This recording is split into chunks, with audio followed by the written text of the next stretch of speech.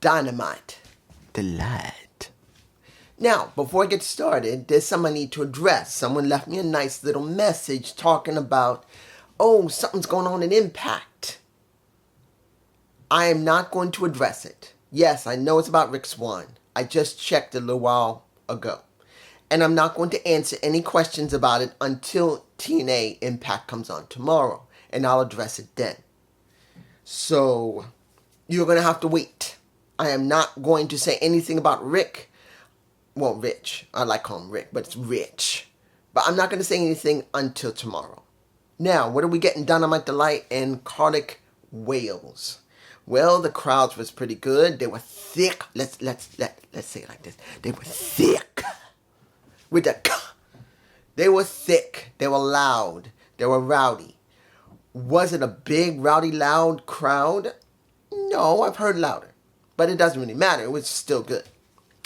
And I will tell you this before I even get through this.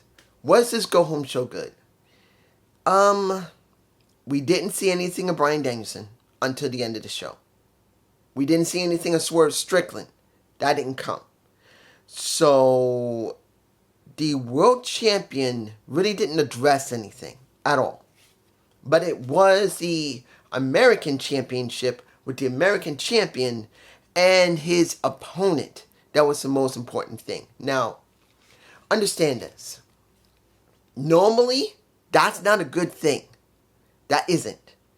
When your world champion is being superseded by a lower tier title, particularly not the mid-card title, let's make this clear. The international or the American championship is not the second tier title. That's the TNT title. And that's around Jack Perry's waist, which really dealing with a Darby Allin is good, but is not great. This should be the main thing of the...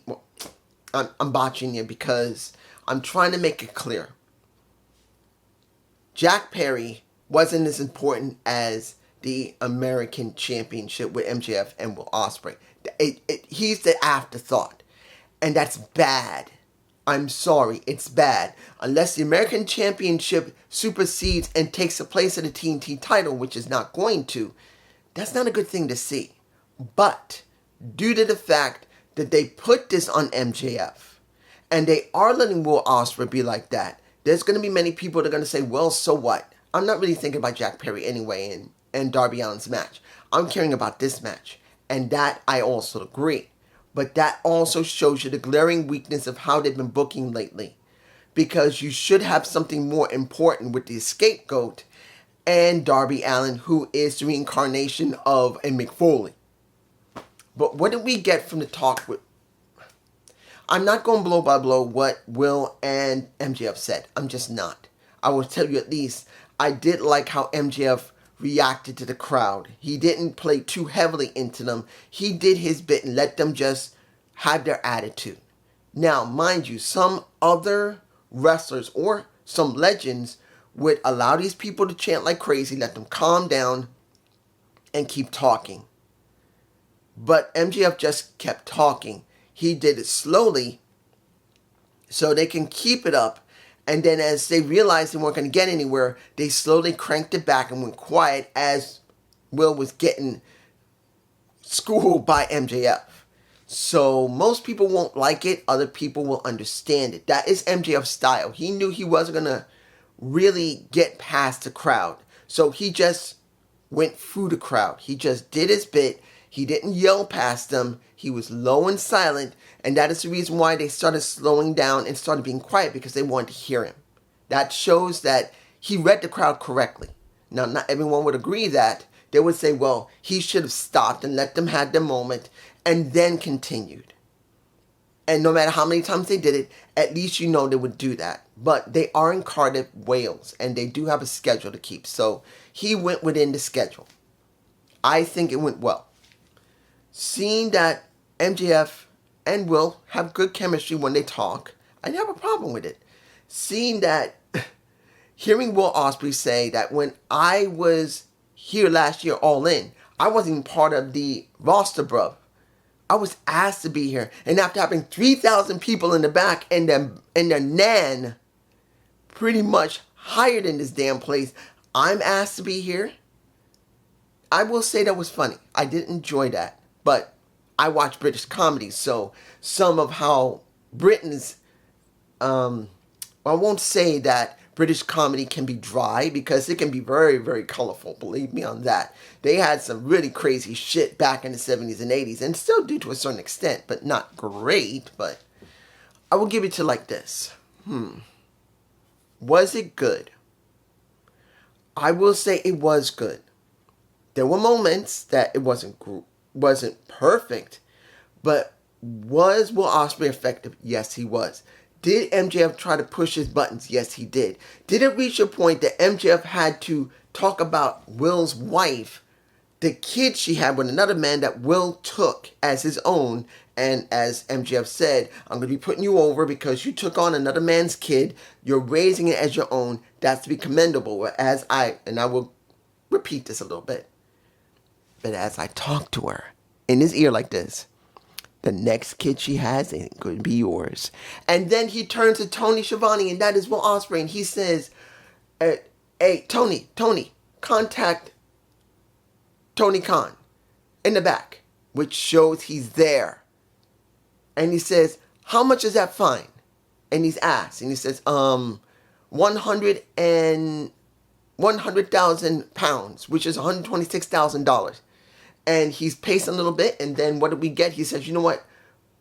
Screw it. It's worth it. And then we get to fight. And we see that the person who came on top was a MJF, which is fine. MJF used the Dynamite. I really wish they would retire the Dynamite Diamond Ring. I'm being honest here. This is me. I understand it's part of MJF's stick. He's had it multiple years. He's had it ever since they incorporated, but I really believe that there's going to be a point where that Dynamite Diamond Ring needs to be retired. I really do. And if they can use something else in its place, it just feels like it should be retired. But he used it, Will bled, and he almost got to Tiger Driver 91, but it did not happen because Christopher Daniels stopped it. So, there you go. Majority of it was effective. Until he asked about like I said, Tony Khan being there, and he's pretty much saying, get Tony on the line. He's back there, right? I think that's what he said. And he says, hang on, and tells him how much it is. He should have asked Christopher Daniels. How much was the fine. What is Christopher Daniels? If he's got to ask Tony Khan, who's in the back, who should not be there, it should be Christopher Daniels doing it, not Tony Khan. It just messed up the segment to a little extent. But that's me. Let's move on. First match. Well, the Learning Tree up against the new Dynamite Kid. And what is that? Tommy Billington, which is the Dynamite Kid's nephew. Do I feel anything from the new Dynamite Kid? No. Does he look impressive? Yes. Will he mean anything?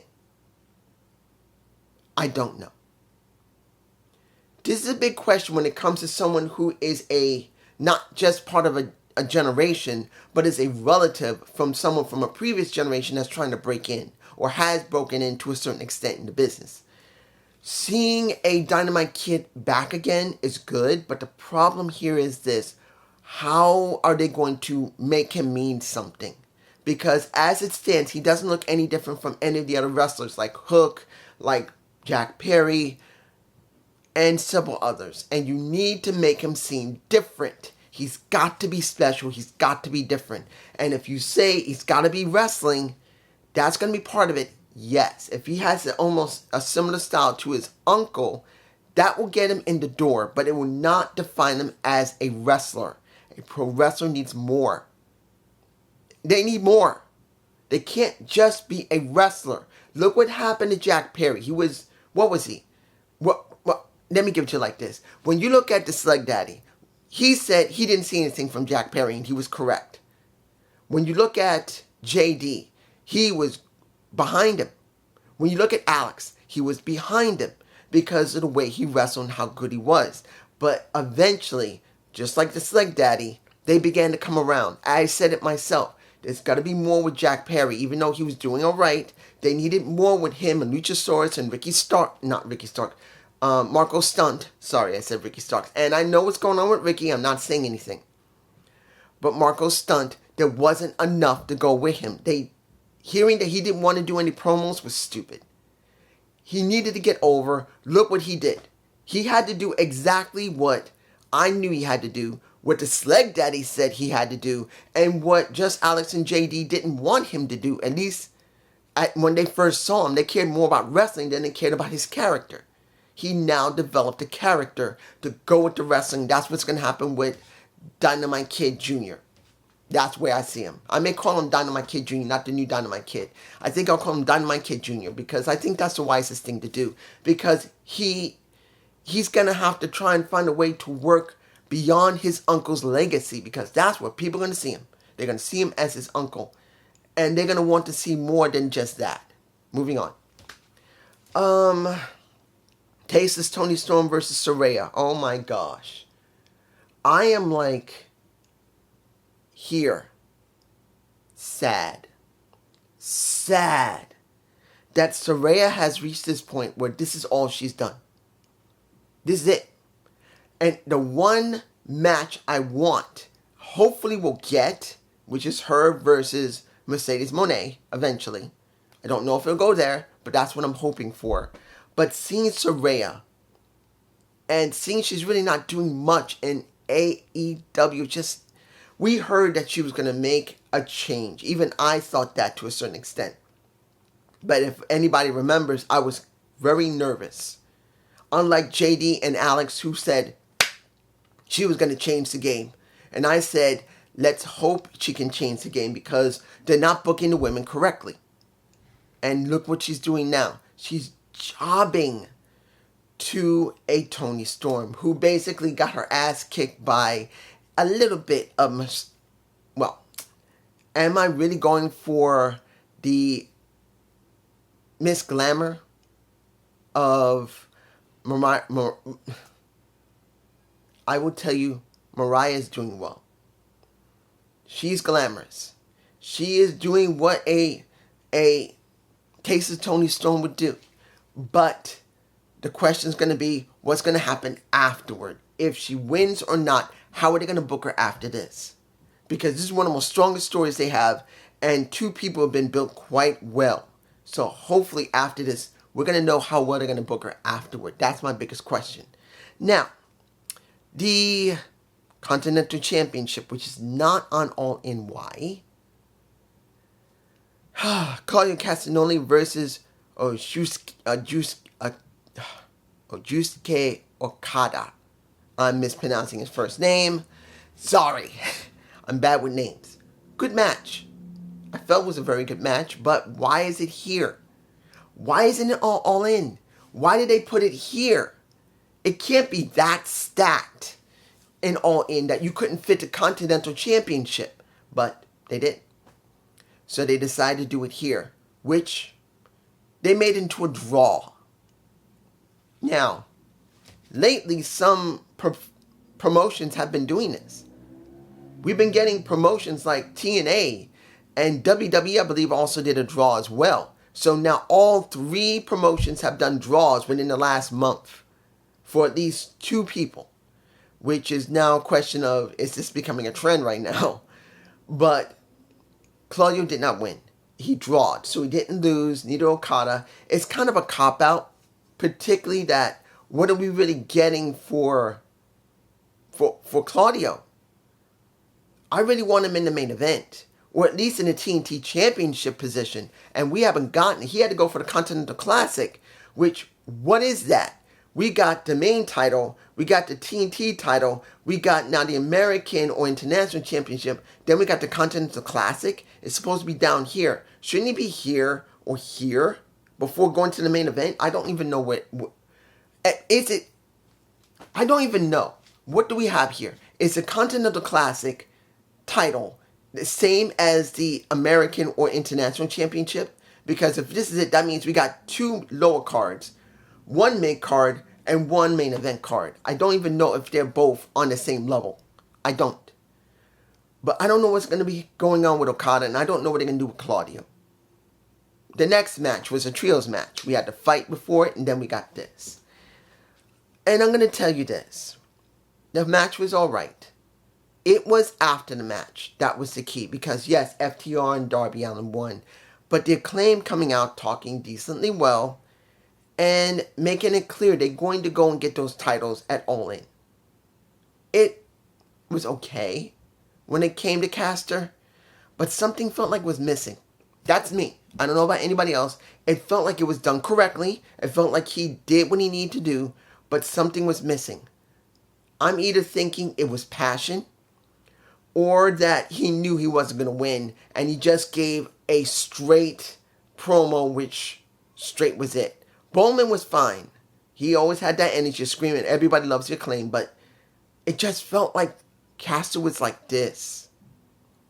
I don't know what it is. It's either he doesn't care anymore and just doing the stick always like this, or he knew he isn't going to win and he wants to win and they're not going to schedule him to win, and pretty much he's just going to do it like this. Now, what did we get with, let me give it to you like this. When you see this entire show, which is the go-home show, it was okay. When you see Bryan Danielson come out right after Will Ospreay went to the back, he's got a cut in his head, and pretty much he's being told by Bryan Danielson, do it. He's telling him to use the Tiger Driver 91 because that's what MJF was messing him with. That is what many people are wondering, will he ever use it again? Look, his friend Kyle Fletcher is telling him, just use the damn thing. If anybody deserves it, he deserves the Tiger Driver 91. And you can see Will has been fighting with this for weeks upon weeks upon weeks since he heard Bryan Danielson. And now Bryan came to him and says, do it. Just use it. Get it done. And he walks away. And you can see a Will Ospreay. He has this, like, you just talked about my woman, bruv.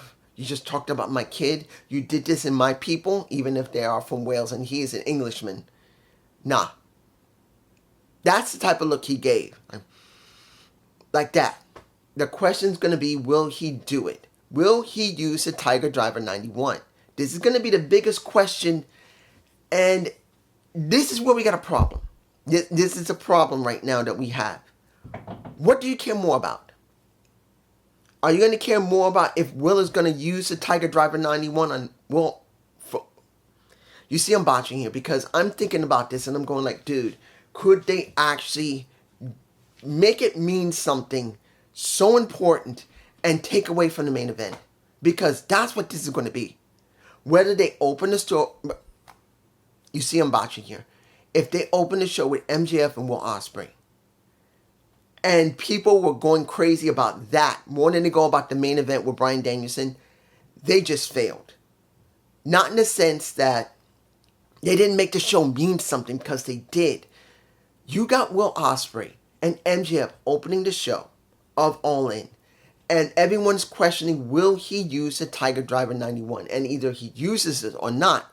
But if it's more important to the fans in Wembley Stadium than when you see Swerve Strickland, who was not on the show, and Bryan Danielson, who closed the show with Will, telling him to use the damn thing, you got a problem. Because that means, and I don't think it'll go there, but you should have the main event mean more than the opening if they go there with the opening, which I think they will. If the opening is more important than the main event, you got a problem.